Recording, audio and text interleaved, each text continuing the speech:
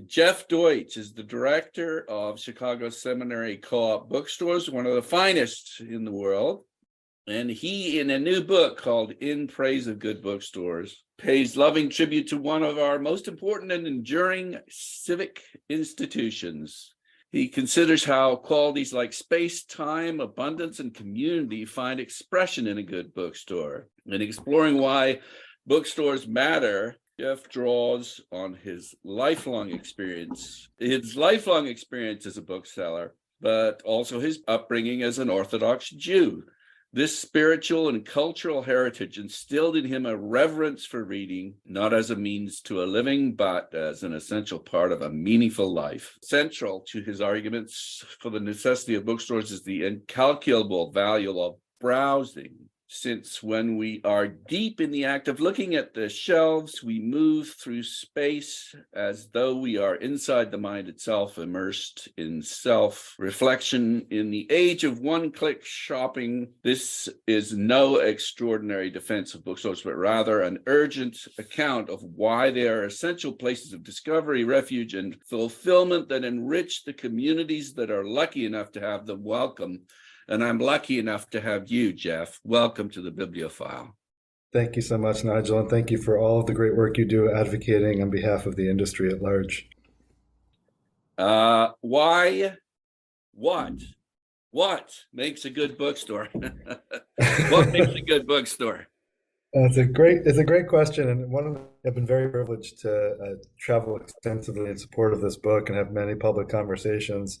And one of the questions that comes up frequently is, tell me about the bad bookstores. What is a good bookstore? I want to hear about the bad bookstores. There's no such thing. There actually are no bad bookstores, at least to my mind.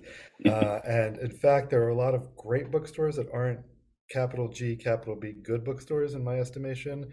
It's a very specific concept I'm going for, and it's similar to the good society or the good life, these concepts that we use to sketch out an ideal. It's an ideal of what a bookstore is meant to do and meant to be. And the first thing that a good bookstore does is sustains itself through books alone. The idea that a store can carry just books, and that those books are selected, filtered first, and then selected, and then assembled by a bookseller who has truck with their community, and through that dialogue creates a space that both reflects and establishes community. That's a good bookstore, and we don't really have a model for that in the 21st century because there isn't an economic model that could sustain a retail bookstore. And we need to figure out a different way to build stores whose browsing experience is their primary product. One of the quotes at the beginning of the book has Richard de Bury saying that no man can serve both books and mammon. Right. So how are you supposed to tackle that one then?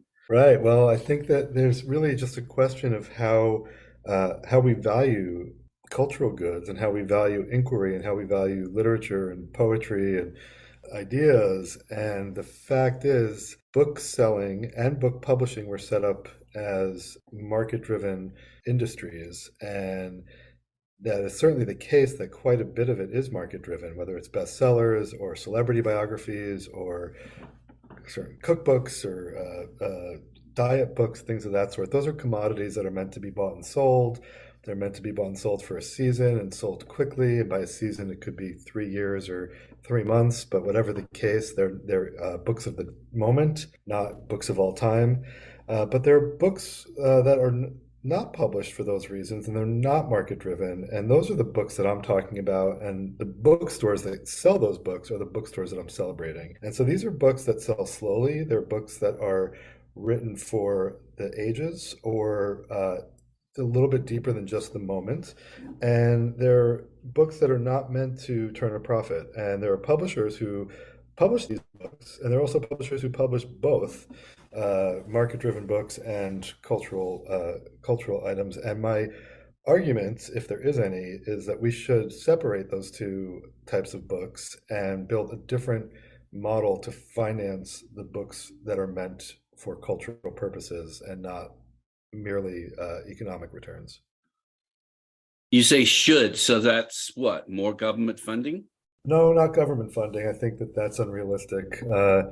Though certainly that's one possibility. So I couldn't speak to publishing itself, but I can speak to bookselling. So I operate the Seminary Co-op Bookstores on the south side of Chicago, 60 plus year old institution. And for 58 years, it was a member owned cooperative that was a for profit bookstore. And in 2019, we became the first and we're currently the only not for profit bookstore in the country whose mission is bookselling. And I believe you and I spoke about this on your show when we were still working it out. We hadn't, I think we had maybe just voted to, the membership voted to allow the board to do it, but we hadn't actually done it. This was in 2019. And the idea behind our bookstore and this new model is to say that no reader needs a bookstore in the 21st century to buy books, and no bookseller can make a living on book sales alone, on the retail margin of book sales alone. So, do we even need bookstores? And if so, what for? And if so, how do we finance them? My answer is yes, we need bookstores. What for? For the browsing experience and the community that it creates by having a physical space for books in our cities and neighborhoods. And how do we finance it? Well, there are multiple ways to finance it because once we define the purpose of these stores differently and they're no longer retail endeavors, then it's not about buying and selling. It's about finding ways to pay for the services that booksellers offer, to pay for the expertise that booksellers provide, to think about the profession of bookselling as something other than retail and more like cultural work, more like literary work, even potentially more like academic work.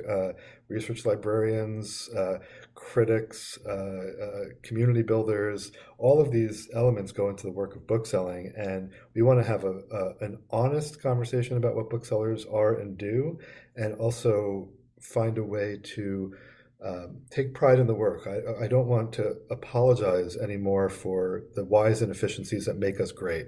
And the part of why I feel very comfortable saying that is after 30 years, almost 30 years next year, as a bookseller, I came to the Seminary Co-op at a time when it was struggling, and I knew from my time as a customer starting 30 years ago that this store is the platonic ideal of a bookstore as far as I'm concerned, and it's its own best argument on behalf of itself. It's a store that carries 100,000 titles, mostly academic scholarly presses and small presses, a lot of underrepresented authors, and they've been doing that for years and sells books very slowly, very patiently, and has privileged the browsing experience. And I thought, huh, well, if this is the case and so many people love this store and it's created a more meaningful life for so many of our patrons, certainly we can find a way to finance it. And it's not something I would have the hubris to say I could build today. But certainly, if I'm stewarding it on behalf of of a community of other people who built it, then I think this is certainly something worth fighting for. Mm-hmm. So you're thinking of something like it's more like a kind of a club membership or a membership of some sort of cultural institution that you would just pay an annual fee for. Is that what you're thinking? There are multiple ways to do it. So certainly that's part of it. There are certainly ways for, the cultural partners and publishers to put advertising dollars into reaching our audience, and we would only do it with partners that we whose work we believe in. Harvard University Press or Biblioasis, or and with places like Book Forum going out of business. I think there are opportunities for that. So why do publishers want a bookstore? They don't need a bookstore for sales. They need a Yeah. bookstore for places of discovery. They might need it for author relationships. So are there ways for them to support us in that capacity?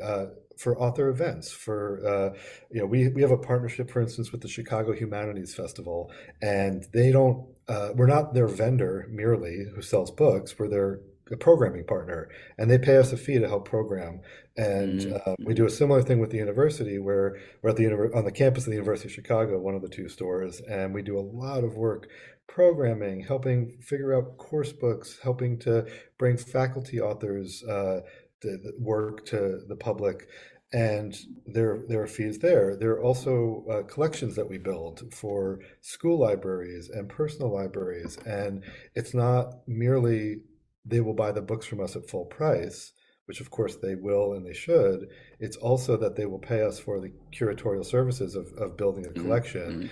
And then there are we've received money from individuals with donations, and then we're a nonprofit, but we're not a 501, so there are no tax implications to any of this. There's no wealth management here, but we've received significant dollars from our community of people who say, "I believe in this work, I want to support it," the way that one might a politician, Yeah, campaigning, and they believe in the yeah, cause, right? And my book, frankly, In Praise of Good Bookstores, was meant almost as a campaign book to say, here's the cause, everyone. And I'm out there yes, talking about it. Now give money to this institution and help build institutions in your own neighborhood yeah, if you believe in them. I had a great talk at Iowa City at Prairie Lights, and I was in conversation with Jan, who's the co-owner there, and it was a wonderful crowd, 50 or so people, and that store is a beacon, and it was people who helped build it, and people in the publishing world, and teaching at the writing program. And I said, this is a community good. It's a public good. You all, yeah, this is not Jan's responsibility to keep this place going for the next 100 years. yes, You all are yeah, responsible for it. How do we change that? And that is where the government, I should say, municipalities can certainly help. yeah, Chicago embarrassingly offered, I don't remember what the number was, but it was hundreds of millions of dollars, I believe, if not more, to Amazon to build their headquarters.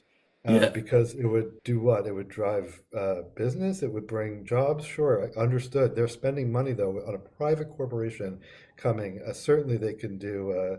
well, so that they can underpay their employees. Well, that's an important point, and that's really the second thing that. And I'm going to say something controversial that's really important to say out loud, though.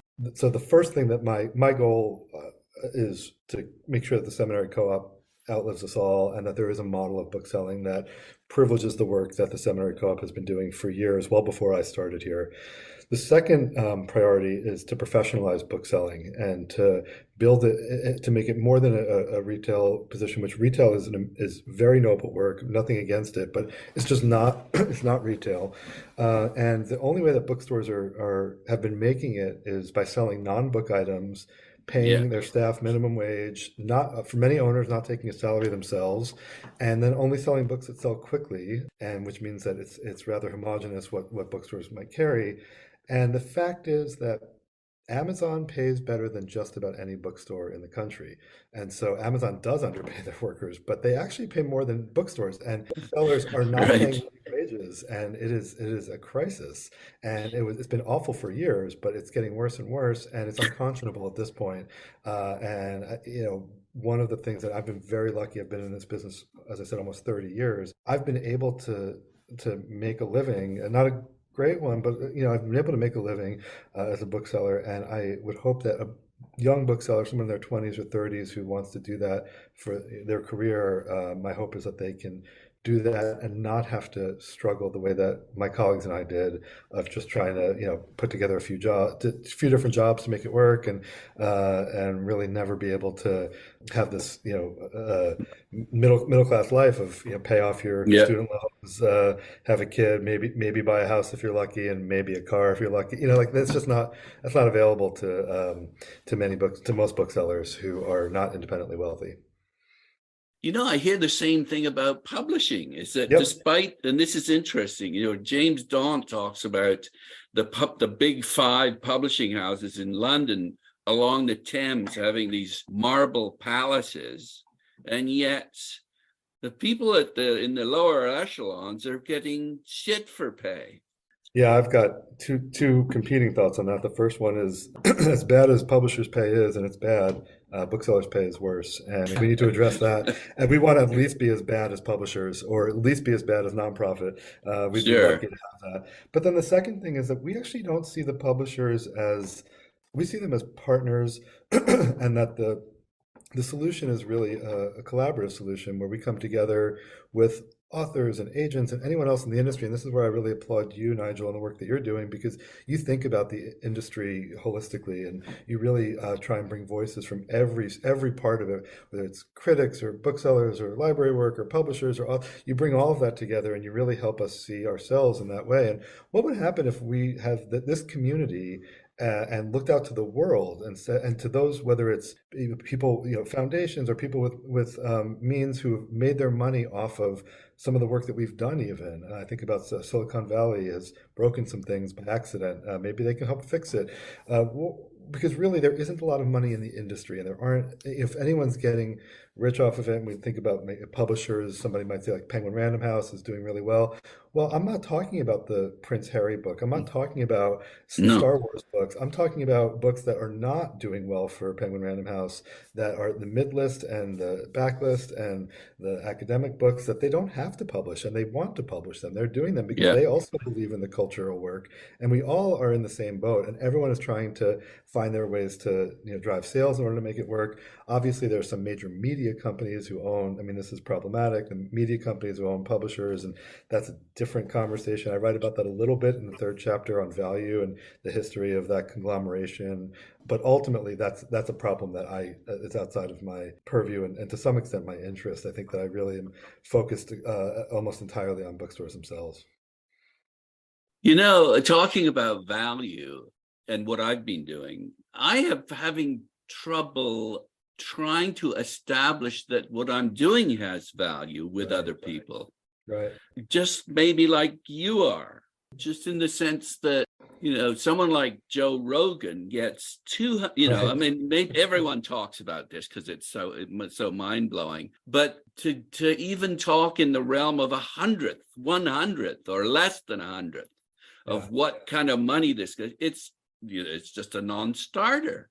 Right. And prior to my taking this plunge into the love of books, really, I was making about 10 to 15 times the money doing something that wasn't quite as fulfilling. But That's right. I think that's one of your big challenges, is that society just doesn't value it. And how are you going to address that? Yeah, I appreciate that question. I don't necessarily agree with the premise that society doesn't value it. I think the first thing is that we have done a very poor job of articulating our value, and our rhetoric has been, frankly, inaccurate. I don't think it's been dishonest. I think we're all honest, but it's been inaccurate. We're not retailers.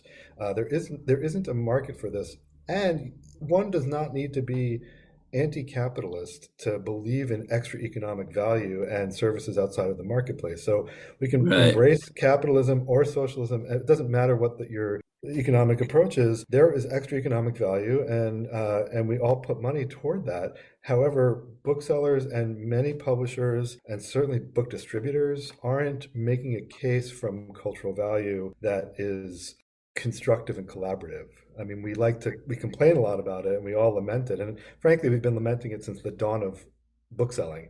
I mean, this is hundreds Yes. of years old. This is not a new thing. Oh, Yes. a friend of mine who I think you've had on your show, Levi Stahl, who's in publishing at the Yes. University of Chicago Yes. Press. He tells the joke that the first book that Gutenberg printed was the Bible, and the second book was on the death of book publishing. And so, I mean, it's true with book selling. I mean, we all love to complain, and I'm not Yeah. interested in that. You'll notice that my book is called In Praise of Good Bookstores. It is not a Yes. lamentation, it's a celebration. And I No. think there's something important about bringing the enthusiasm that is such a critical component of what booksellers do, and really anyone in the book industry, but certainly booksellers, and bringing that to on behalf of the cause of bookselling itself and bookstores themselves. Yes. Yes.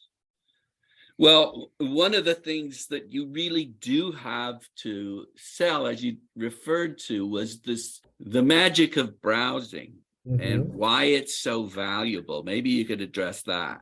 Yeah, absolutely. I mean, I can speak just from my own experience about the value of the browse. And I even yesterday, I spend my life in bookstores. I've been very lucky. Sometimes when you're running a bookstore, it's hard to see beyond the dusty shelves or the work that needs to be done. So I went to the University of Chicago Library yesterday to do my own browsing for about an hour, and I just wandered the stacks. And I'm often struck by the paradoxes of the browse, right?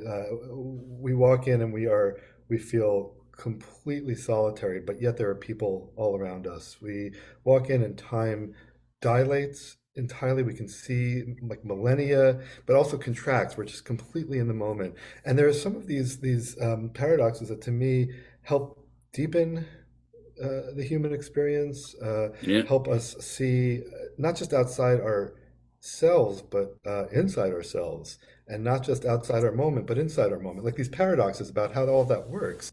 The paradox between the community and the Right. solitude. Exactly, Yeah. exactly. All Yeah. of that. And I'm interested in book spaces. So I don't think of bookstores in a vacuum. I also think about libraries, and libraries have become more diluted as well. We don't have libraries that carry books and books only as much as we used to. And I appreciate all the services that libraries provide. But there's something about wandering in spaces of books. And I count my home library is part of this. My friends' libraries. I go Yeah. to a Goodwill, and I love browsing there. And It's my favorite.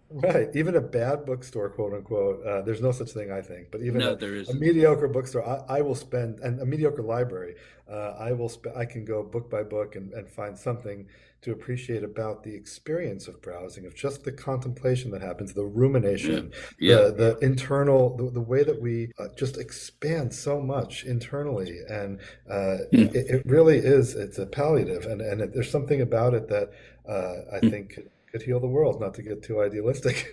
Well, this is what I did want to bring this up. I mean, I find Alberto Manguel's prose a little bit purple, a little bit too purple, and Uh-huh. yet I would, thinking about this, your prose is pretty purple at I am times, purple. Amen. but And I but love it's Manguel. But it's go ahead. hard. It's hard not to be purple when you talk about something that's as important and significant and meaningful as this, isn't it? Well, I think I appreciate you saying all of that, and guilty as charged on purple prose, and guilty as charged on loving Alberto Manguel's purple prose. But here's what Yeah. I'll say about Manguel and I have this in common, which is I think that we've become quite cynical in ways that are not healthy or helpful as writers, and when we're reading outside of our moment, my prose is not any more purple than the prose that I'm reading. In fact, it's less purple, it's more rugged. I don't read, I mean, I read plenty of contemporary work, but I also read plenty of older work and work from other countries and other times.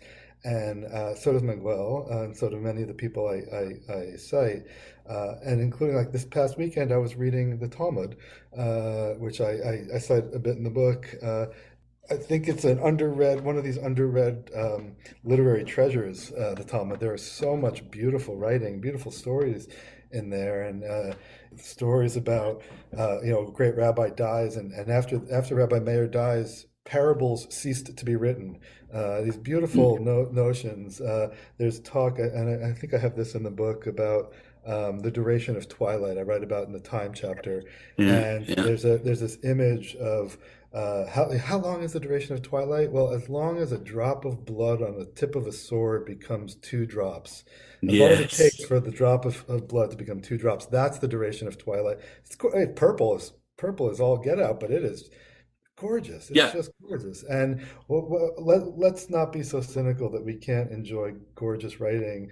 I mean, you read somebody like Virginia Woolf or Nabokov, and they're purple too, if unless they're just exceptionally felicitous in their use of language. And I think it's the latter. Not that I would Yeah. never compare myself to them, but No. certainly I would love to see more writing that is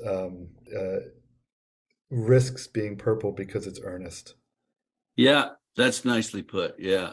Stendhal comes to mind for me. Yes. I But just read his book on love, which oh, is isn't one of it the weirdest thing. spectacular? It's one of the weirdest things I've ever read, and one of the best things I've ever read on love. Bring back weird books. I wouldn't say weird. You exchange passages from that. It's on fire. But Crystallization, right? He writes about yes, crystallization. yes, in the salt Beautiful. mine. Well, but then Yeah. he goes into all of this, like there are four different types of countries, and those countries all have these dispositions, and I'm like, what is he talking about? It's Yeah, the that's weirdest thing true. ever, but it's really fun. Okay. I don't It's remember that fun. weird part. You don't remember that? Oh, it's fun. It is fun. Okay, now tell me about slow time then.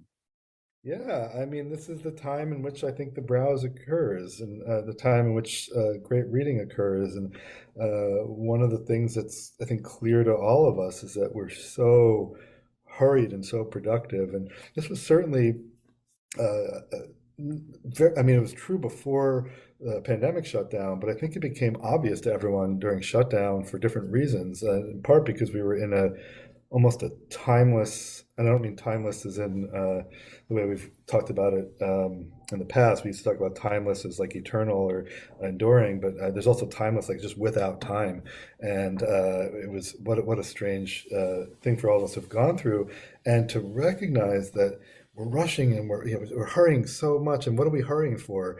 We're hurrying to create time, to expend time, and really, if the point of living is to create time to live more meaningfully, then we should not only value but work to create slow time, time that feels like a Sabbath might, which is what, from my background as an Orthodox Jew, you'd work for the weekend in a different way than in like 20th century American pop culture. If you're working for the weekend to have get drunk and have parties, you work for the weekend because that's sacred time, and the sacred time is not really of this world. It's a portal to another world, a holier world, and there's a beautiful prayer that I say every Saturday night called Havdalah, which is about separation, where we separate the moment between common time and holy time. And it's a beautiful, beautiful idea. But what if you can carry that holy time with you throughout the week or throughout your days? And that's what, as a reader and as a bookstore browser, I feel like I have access to this holy time way more frequently than I did as an Orthodox Jew when it was holidays and Saturdays. Okay, tell me about this holy time. Like, what does it feel like, and how do you get to it?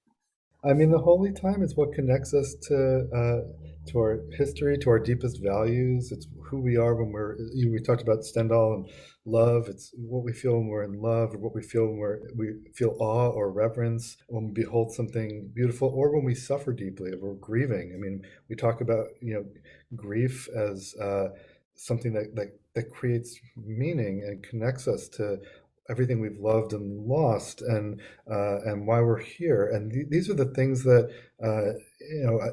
Netflix, I'm sure, has great content, and I mean, one could go a whole life without reading a book and live a meaningful life. So you don't necessarily need to read books, Mm. but books are these concentrates of meaning and of knowledge and of beauty, and accessing those to me seems like I wouldn't say a shortcut, but a certain way to live a more meaningful life. Why is accessing this beauty, and why is it more meaningful?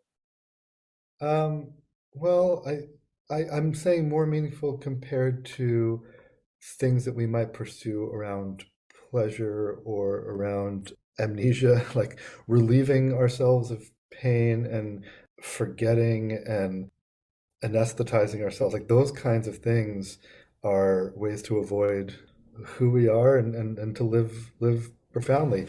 You asked the question why, and I don't mean to be prescriptive. It's not for everyone. In fact, there are people who've been through things that they don't want to relive, and I certainly wouldn't prescribe it to anyone. But again, coming from an Orthodox Jewish background, that I am not a believer. I left the fold a long time ago, but I was raised in a culture where everything was there to create connection to God and humans, and that we would find ways to, whether it's through charity or through prayer, whether it would be through visiting the sick, or having reverence for a rainbow, or the uses of the body. That was the world I lived in, and it was constant study. There were books everywhere, and everyone studied all the time. What was meant to happen was that we would create a learned populace, not an educated populace, learned people who knew, understood the ways of the world. And I'm not saying that Orthodox Jews do that, and I'm not saying that bookstore browsers can do that, but I do think it's, for me anyway, it's been something that is worthwhile to attempt and to celebrate and to bring others to. And I think the broader culture can at times, certainly to my mind, be vapid and about our baser desires and about our baser needs. And really, like, these are the pleasures whose verdure fades away. And shouldn't we pursue the pleasures whose verdure remains that are really the true pleasure, the things that we know that riches are, I mean, desire leads to more desire, and we want to find a satiety that is a true satiety. And again, I say all of this as I'm just a bookseller, man. I'm not like, none of this is like, here are tips for a moral life. I'm just sharing my own No, but you know experience and what's so trying to remind people like what they might have experienced too. But if not, if they, some people just want to come in and buy a diet book and go home and feel better, and that's great. I yeah, got no problem with that. yeah. I like Star Wars. No, but I should say that I've been, over the years, you do mention this in the book, learning for learning's sake. That's Yeah, okay. Because I'm trying to figure out, so why the hell am I so fascinated by books? And why right. have I been doing this? That's the only real answer I can come up with. It's because I'm interested in them and Yeah. I want to know more about them. And I haven't learned everything I want to learn about them. But the interesting thing is, I'm pushing you on this meaning of life, and you also refer to understanding the ways of the world. I want you to tell me what those ways of the world are. Well, before I do that, I want to just, like you mentioned, learning for learning's sake, and one of the things I talk about in the value chapter is the usefulness of useless knowledge, which is something that came out of the Institute for Advanced Study at Princeton. And one of my this is Abraham Flexner, who was the founding director of it. But one of my favorite writers, and one time about purple prose, beautiful purple prose, Emil Cioran, the Romanian philosopher and aphorist, he wrote a Socratic midrash that I think is one of the most beautiful things I've ever heard. He says, while they were preparing the hemlock, Socrates was learning how to play a new tune on the flute. Yes, Right? And yes. somebody says to him, "What? Why? What is the use of that?" Well, Yeah, to know the yeah. tune before I die. That's it. That's enough. That's it. Yeah, That's enough. that's beautiful. What are the ways of the world? The ways of the world, what do I know? Again, I'm just a bookseller, but one thing I do know is that we are lucky to find things to love, and everything we love, we're going to lose. And our ability to find meaning in that which is temporary, and to be able to see that which is eternal, and to discern the difference, and to make peace with our own loss, our own death, and the losses in our lives. That seems to me pretty important. But what do I know?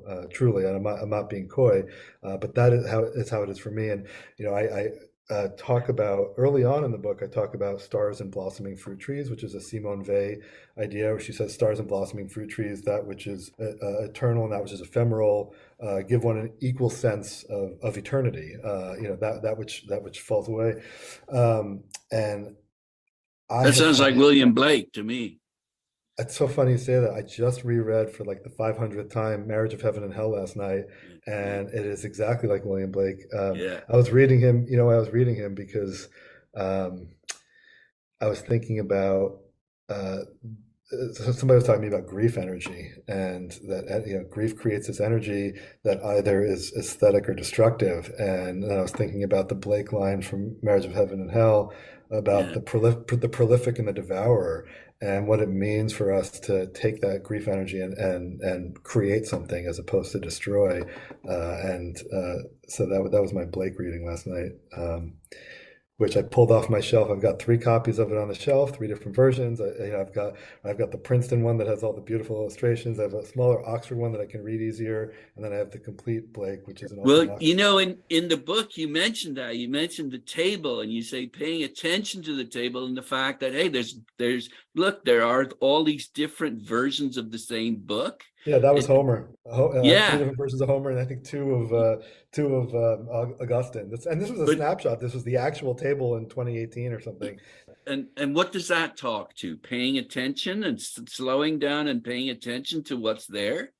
Yeah, I guess so. Well, and also, I mean, again, one of the things that you do is you call attention to this whole world. And so there were 3 different translations of Homer. And what a great conversation we're all having as an industry about the value of translators' work. What Yeah, a great conversation we're having as an industry about the value of translated literature, and literature that's not just English language, and how many amazing authors are now getting attention Yeah, who might yeah. otherwise not have, because they're writing in languages that aren't as well read, You know popular. what? I had a conversation, one of my earliest conversations with Chad Post Yeah, yeah. many Chad years does great ago. work. Yeah, Well, yes, and we were talking about the fact of how many of the greatest novels are, in fact, not English, that's right. quote, greatest novels in the canon. Most of them. Yeah, absolutely, absolutely. Yeah. Okay, I don't know, so Nigel. What do you think is the meaning here? You've been doing this a lot longer than I have, and you've thought about this deeply. What do you think is why do we do what we do, and what is the meaning here? What is that which endures? What are we trying to get at to live a meaningful life? well, I think part of it has to do with finding out what you're passionate about and then learning about it. That's pretty cliche, I suppose, but that's what I've done, and I found Beautiful, it very, very fulfilling. So beautiful. it's figuring it out, and then Hmm. just you're curious about it. Why am I so crazy about this? Well, let me try and find that out. Yeah, I love that. Like, why am I so crazy about this? I mean, I think finding the things that delight us, that evoke wonder and passion, and it's different for different people. So again, not everyone needs books for this, but Yeah. that is, and the things that elicit our sense of awe and beauty and even pain, the things that touch us, right? Touch our hopes and our fears. Uh, it binds us to each other, and it gives us an aspirational worldview that is anything but complacent. Well, I find too, the other thing is just the connections that I've made and the admiration that I hold for people who are Mhm, involved in doing this, mhm. in making books, in promoting books, in doing everything connected with the books. It's a sense of admiration for these people that, again, I'm so pleased to celebrate them, That's basically. right. That's beautiful. Absolutely. Yeah. Okay, so how do you organize and arrange a room in order to make the best browsing experience possible? It's a great question, and I am a strong proponent of there being no answer to that beyond Yeah, of the course you are. Of course the, you are. the idiosyncratic desires of, yeah, there's a great Stevens line, the arrangement contains the desire of the artist, but one confides in what has no concealed creator. One walks easily the unpainted shore, accepts the world as anything but sculpture, he says. And there's something Yeah, about the yeah. arrangement that does contain the desire of the artist that creates this impression of the unpainted shore, and that is at its most sublime. What a great collection can do is feel necessary. But Manguel, our purple prosy friend, who I don't think is purple at all, but I'll go along with you there, has this great line about how every book is ultimately needs to be liberated from the section to which it's been sentenced, uh, which I think is again another great point about heterodoxy. I came Yeah. out of an Orthodox world that these books, we give them genres, and for the market, we'll put, and to help the reader find them, we'll put labels on them, and I think those are important. And arranging the books is important. It's one of the things. The assemblage is an important part of bookselling, but ultimately, the books that we love and the books that endure, they're singular, and they can't be. They're incomparable. They are. It can't be compared to anything else, which is part of why when books are banned, or authors are banned, and say, well, just sell them something else. You want to read Salman Rushdie? Well, here, we're not going to sell Salman Rushdie. I got something else for you. Like, no, no, no, no. That's not how this works. You get, that voice is a singular voice. Yeah. It's interesting how our brain works too, though. It's by association. So, Hmm. you can read one book, but it's going to trigger off all sorts of other things that you've read or ideas about what to read. Right. It's Absolutely. one of the things I do here. There's a couple things about this though. Looking at new independent bookstores versus used bookstores. Yeah. Publishers made a comment to me recently about the fact that it was actually a bit of a sore spot because used bookstores, publishers and authors don't benefit from any of the sales in those used bookstores. And yet I love used bookstores better than any other kind of bookstore. Me too. Boy, if I I mean, if I would have been hired by a used bookseller back in the day, that's the path I always wanted. I love a used bookstore, and that's true for libraries too. Libraries are not. I mean, libraries do. There is some payment for not much. well, this is where again we have to find different ways to finance the work, and I think that part of what I love and what you love. You were talking about how you admire all these people in the industry. So do I. And I want the remuneration to be appropriate so that we can continue to draw people into this industry because making books is a lot of work.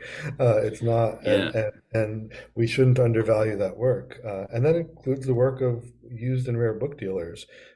Their work has been undervalued, especially now that we have the marketplace, the Amazon marketplace, and all that. ABE books, and people can just figure out the value of a book without the expertise, which is that's Yes.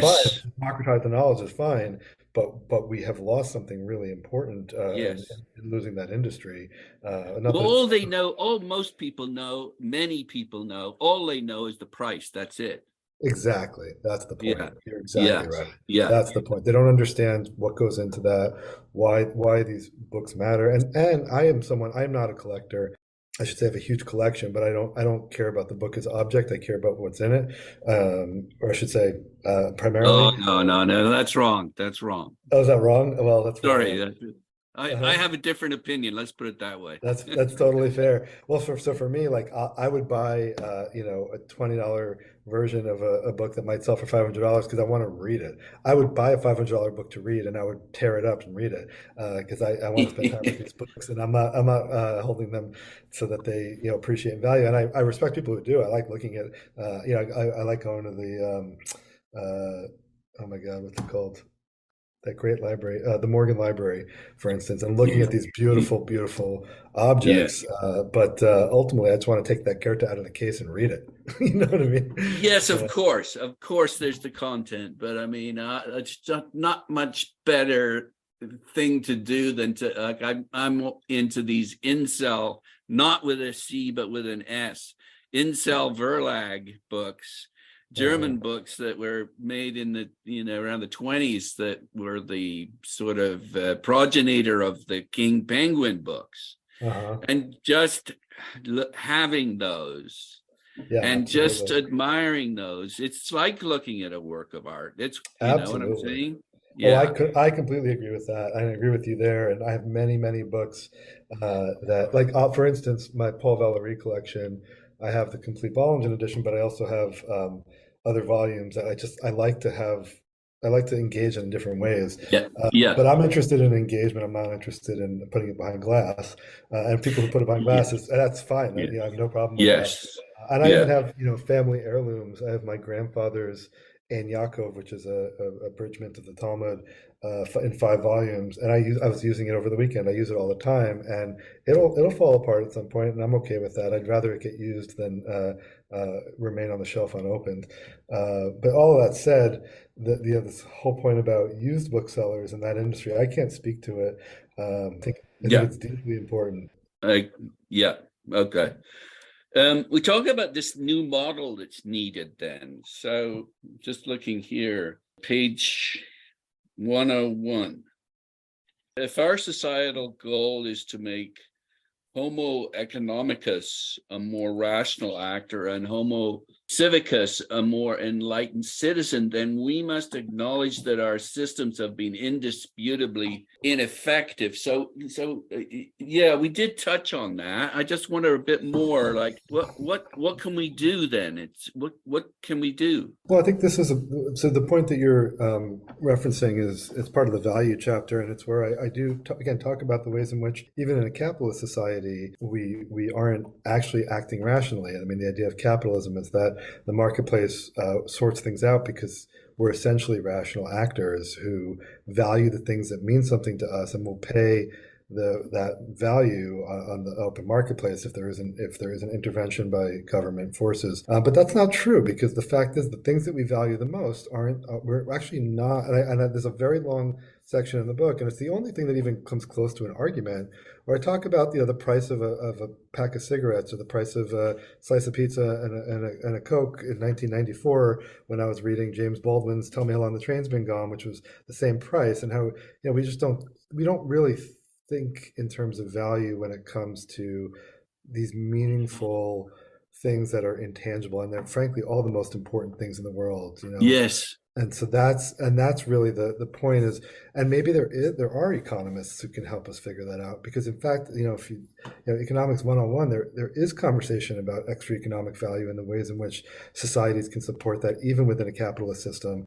We just again have not, as booksellers, been, shockingly, because we deal in words all day, but the rhetoric hasn't been there. We don't value ourselves, and I think too often we end up just kind of, I say this with love for my people, but like whining about our condition instead of Yeah, making but it how can we get people to positive. pay for it though? Well, we begin by acknowledging that the retail model is broken, and that's not the way to do it.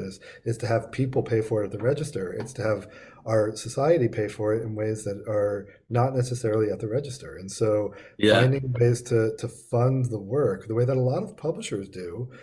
Is important. We look at something like journalism, long form investigative journalism, and local journalism. These are critically important civic endeavors that were set up in the 20th century. Were paid for by advertising dollars that were about, it's about circulation. And one of our most important and critical pillars of society was essentially about advertising for used cars or whatever it was. And Yeah. then it broke. And Yeah. Craigslist broke it. And it broke. And now what are we doing? We see the effects of it, but also we see people coming together that are not, tax exempt for not for profits, coming together and saying, we need to save this. This is important, and we need to spend money on it. And there is no debate anymore. There's no public square anymore. There's no civic conversation. Well, bookstores can help with all of Yes. that, and book publishers can Yeah. help with all of that. And we need to appeal to a civic mindedness, to a recognition of what it feels like to be a child in a community that has book spaces, and how that child grows, and that sense of possibility in a way that one cannot get on a computer screen. They get different possibilities, and there are a lot of good ones, but not this. And so I just think that these kinds of arguments are the arguments. And what's the answer about how to pay for it? No one has the answer, but we certainly, if we came together to try and solve the problem, and we articulated the problem, certainly a bunch of really smart people can do it. And frankly, a lot of wealthy people have been well served by these institutions and these books, and they would give money if we just gave them a good reason. We just haven't given them a good reason. They say, we'll run a better business and be a better bookseller. And our mutual friend James Daunt has said that, well, the good bookstores are the ones who survive. Well, actually, I disagree, and he and I have a different definition of what a good bookstore is. I think he's wonderful. His bookstores are wonderful. I think that Barnes and Noble is in good hands, in the best hands that they could be. For now. For now, I'm not going to get into all that. That's out of my purview. But you and I both know what you mean by it, and I agree. And I had the privilege of speaking with James Daunt publicly in the UK at Foyles as part of a larger panel that was discussing my book, and he was very gracious about it and understood, I think, my perspective. I understand his. I worked at Barnes and Noble when I started, and they were a wonderful company to work for. I mentioned how Amazon pays better than independent bookstores. Well, Barnes and Noble in the 90s certainly did a lot better for booksellers than a lot of independent bookstores. And I might get in trouble for saying that, but it's true. And they had domestic partner benefits back in the 90s. They had 401k, things that are professional level. And this is for hourly booksellers. And so I was one of those. And I felt very lucky to have grown up with Barnes and Noble. And I'm from New York. It's a hometown bookstore for me. And I really hope they succeed. Yeah. Yeah. One of my favorite conversations over the years was with Richard Nash about the value of a book. Huh. And it came up in conversation that, for $25, you can basically take the equivalent of a sea cruise. It's like a 2-week sea cruise. Or a 20-year sea cruise. And how much do one of those babies cost? Exactly. Yeah, that's exactly right. There's no question. Well, this is the point about Homo economicus and the rational actor. We're not thinking rationally about the things that will provide us with the most meaning and purpose in life. Yeah, that's absolutely right. Okay. I would be remiss. I want to share. We also just started 2 new publishing imprints. Yeah, and one of them in particular is really related to this. It's called Ode Books, ODE Books. and it's an imprint of Prickly Paradigm Press, which is a small press that Marshall Solins, the great anthropologist, founded and ran, and it has these 15,000 to 40,000 word like diatribes against anything you think you care about. Like you care about university presses, nope, they're awful. Museums, terrible. Brunch, no good. Like there are these diatribes about it. Now, I am not a diatribe type person. I am an enthusiast, and before Marshall died, we've been part owners of it for a long time. But before Marshall died, I asked him how he would feel about us doing an imprint where we did celebrations of, and same length, same kind of book, the old stuff, but of bookwork. And we have, booksellers and critics and publishers and editors and philanthropists basically share these oblique celebrations of bookwork. And our first two books are going to be out in 2024. And it's Paul Yamazaki, the legendary bookseller from City Lights, over 50 years there. Yes, he blurbs your book quite nicely. He did, yeah. Well, and we're actually publishing his book. That'll come out next year. And then Donna Seaman, who is a legend, who's the fiction editor of Booklist and has written, I think, 5 books and has done more for American literary culture, or as much as just about anyone. And if you haven't interviewed her yet, I'd highly recommend. Thank you. She used to have a radio show where she would interview major authors, and she's published quite a few books, but never a personal book about her own life in reading. And those two will come out next year. And we want to really raise the profile of what it means to do book work, and not to do it in a didactic way. Again, the books will be stylistically interesting. Paul Yamazaki is one of the legends, and as is Donna Seaman. And for them to tell their stories, I think for future generations is a real gift. And these are books that will be in print for decades. So we're really pleased about that. And there's another imprint that we started called Seminary Co-op Offsets, which we've started with Northwestern University Press. And the first book just came out a month ago to the day. And it's a book called Divine Days by Leon Forrest. It is one of the masterpieces of global literature. It is a Ulysses for the South Side of Chicago. Toni Morrison edited his first 3 books, and this is the first book he did without her. And the first 3 were these lapidary, gorgeous books with biblical titles that clearly have, a lot of Toni Morrison in it, but a lot of Leon Forrest, who's brilliant, in it as well.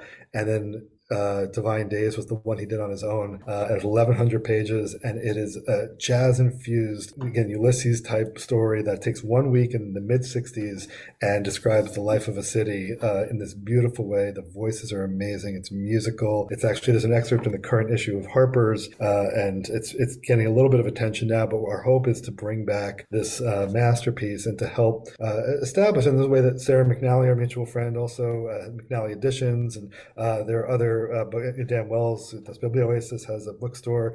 There are plenty of other models right now of bookstores for publishers. And frankly, this goes way back. This is bringing back something that used to exist, and we're really excited about the future.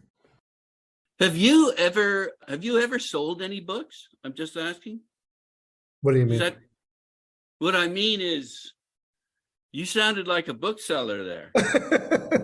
Well, this is the point, right?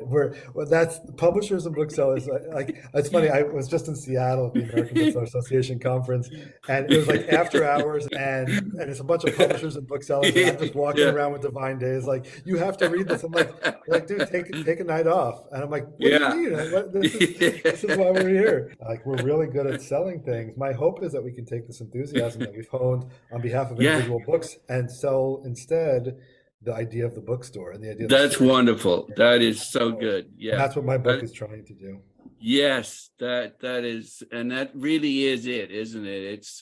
It's bottling enthusiasm, basically. Yeah, exactly. Yeah. Bottling enthusiasm and having the discernment and the paying attention enough to match the reader to the book, which is, I think, really help the industry, because the publishers can put out the books, the authors can write them, but we really are the last stop before the reader, and we're the ones who match the readers in the books, and that is an incredible professional skill. It is a talent. It is an art. Yeah. And my colleagues are all awe-inspiring, and thank you for featuring them on this show.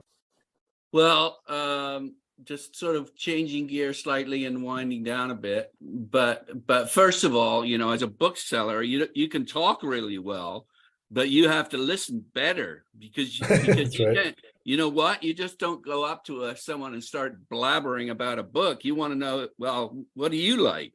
That's exactly right. Yep. Yeah. And you got to pay attention, and absolutely.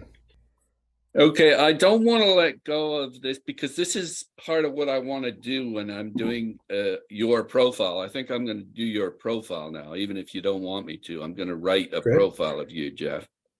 Thank you. And part of that profile is I've said I admire people in the book business and what they do, business and not business, like collectors, for example, as well. But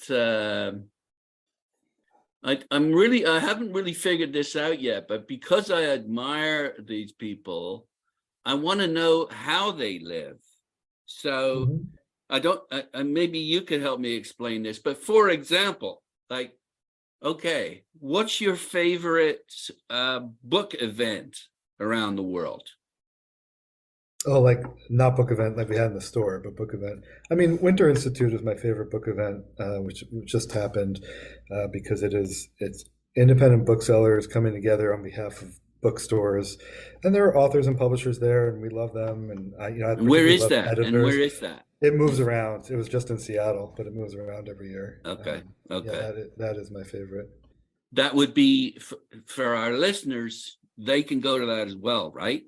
No, it's just for booksellers. The one that's open Oh, to the so public that yeah. I love, and I don't mean to be, I mean, this is a little, anyway, the Jaipur Literature Festival, which I've had the privilege of going to twice now, is one of the most inspiring things I've ever seen. The reading culture in India is next to none, and to see so many people come together on behalf of literature and books and many serious books is wonderful. I also last year had the opportunity for the first time to go to the Miami Book Fair, which Mitch Yes, Kaplan, Mitch Kaplan. he is a hero to us all, and he Yeah, is an yeah, absolute model of what it means to be a thoughtful, generous, intelligent, community-minded bookseller yeah. who also thinks beyond just the bookstore. He's an absolute visionary. I feel lucky to be in the same industry as him, and I got to see what he built firsthand, and it was beautiful. That is a beautiful event.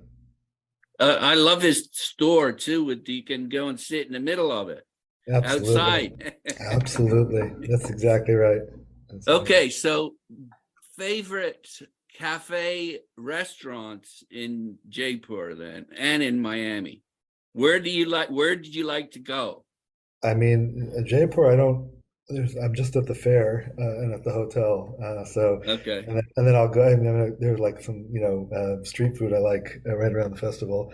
And Miami, I have no idea. I've only been once. I bummer. couldn't even tell you a Okay. single, a single, a single meal. I don't remember a single Okay, meal. okay. I remember the drinks. There were a lot of drinks.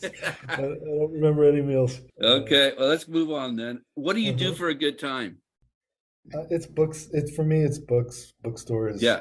more or less nonstop. A lot of conversation. I mean, I've a lot of dear friendships. I also like to play music, so the music as well. But it's really like my life is consumed by books, and I wouldn't have it any other way. What do you play? Guitar mainly, but stringed instruments, and I absolutely love music. I love playing it. Favorite music? Well, Ani DeFranco, who has a new book out, a children's book, I think I would trade probably three-quarters of my library for her catalog. I love it so much, and I think she is just an absolute master as a songwriter, and she has accompanied me through many, many, many dark moments in life and great moments. So Favorite brand of shirt? I don't have one. All of my shirts I buy used. There's a store in Santa Fe that sells used cowboy shirts for $10 a piece. That's basic. And I have some of my shirts are 10, 15 years old. Look, I'm a bookseller. I can't afford that Oh, shit. yeah. Shoes, same thing. Thrift stores or Yeah, what? I'm wearing a pair of Blundstones that I bought 7 years ago. That I was very Nice. happy to see at Heartland Fall Forum in 2018 in Cleveland, Ohio. Emma Straub, the great Emma Straub, was another bookseller I admire greatly. Was on stage, and some people were like, "Oh, she's a novelist. She's not a bookseller." I saw her Blundstones, and I knew she was a bookseller. Anyway, I've had these for 7 years. I should probably get a new pair. I just got a pair for Christmas. They're the Oh, good. best. Yeah, they're Yeah. wonderful. Favorite food? I don't know. Boy, these are Doesn't hard matter. questions. I've never done this.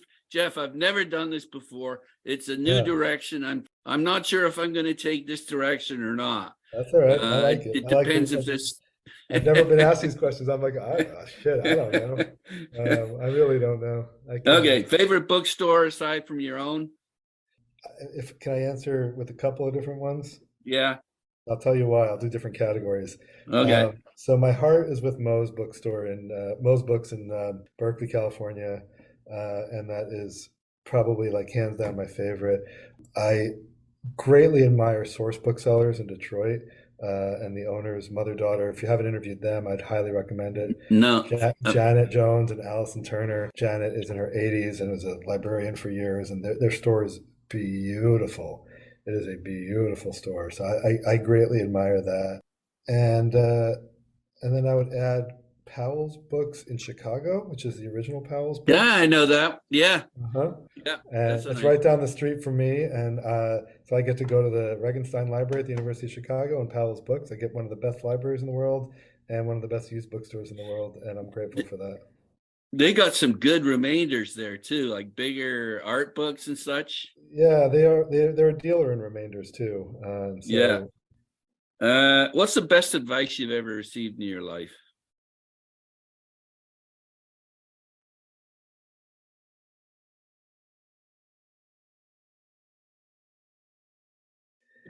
I think it was kind of said in a bit of a dark way, but I think there's a wisdom to it, which is that we alone are responsible for our fulfillment and for our happiness, and no one can do it for us. And it was my mother who told me that when I was about 10 years old, and she was clearly distraught about something, and she said something to the effect of, you're born alone and you die alone. Don't live for others. You alone can, you know. I don't remember exactly how she said that last part, but that we alone are responsible for our fulfillment, meaning, happiness, serenity. Do you have kids? Nope. What I love I advice? love kids. I do love kids though, and I have plenty of Okay. plenty of. They're not officially like God kids because I'm Jewish. God forbid anything happened to them that I would be taken over, and I'm grateful for that. I love the kids in my life. And what is the best advice you could give them then? Those kids, Yeah. What do you want them to know?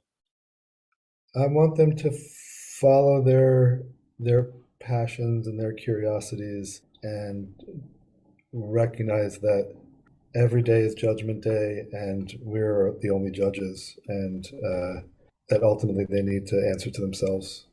Not much different than what my mom told me. Yeah. Okay. What's your favorite TV show? I watch very little TV.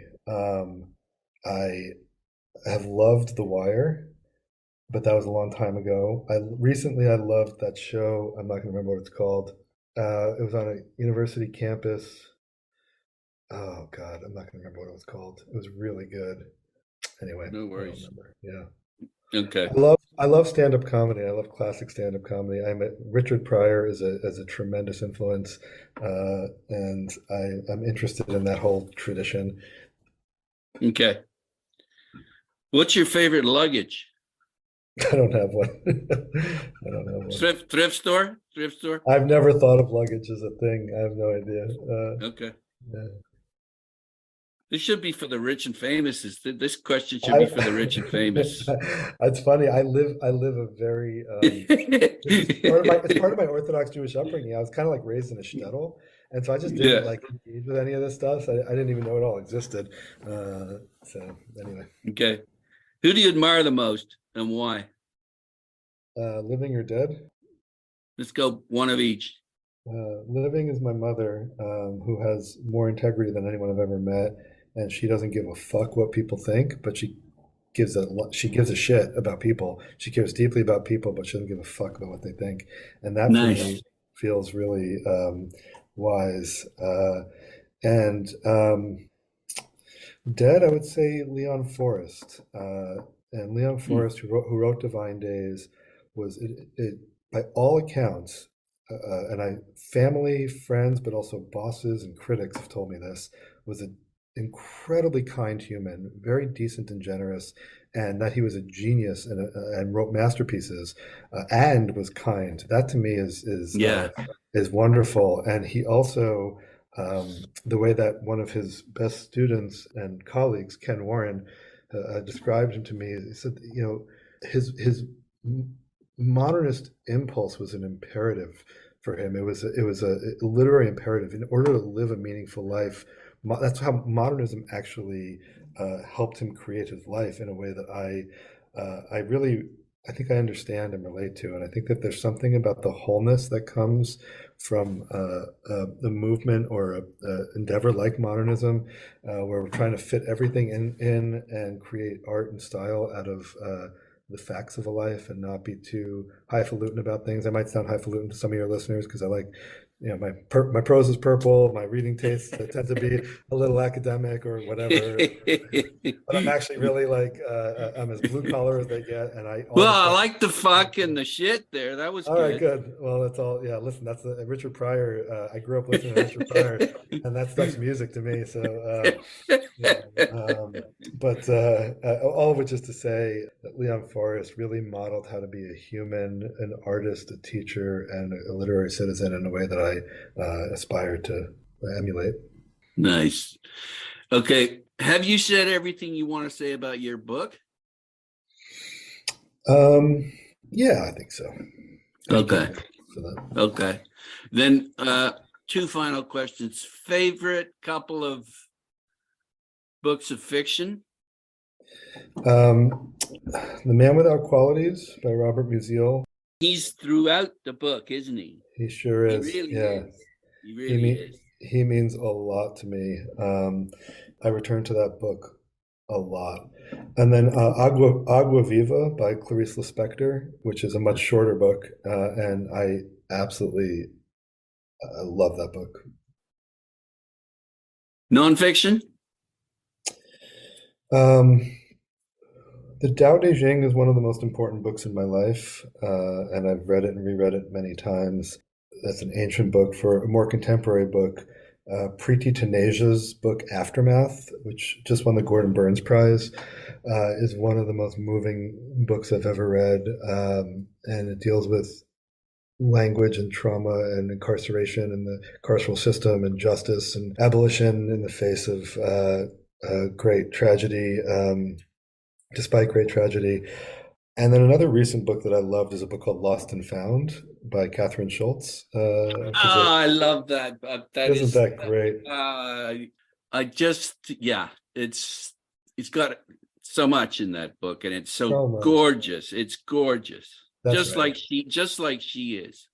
That's right. It's a really special book. And talk about prose that's not purple, but is earnest. It's just the right side. Just the right side of purple. I was gonna say it's purple without being purple. And that to me is the very best. Is when it's not. It's purple, but it's not purple.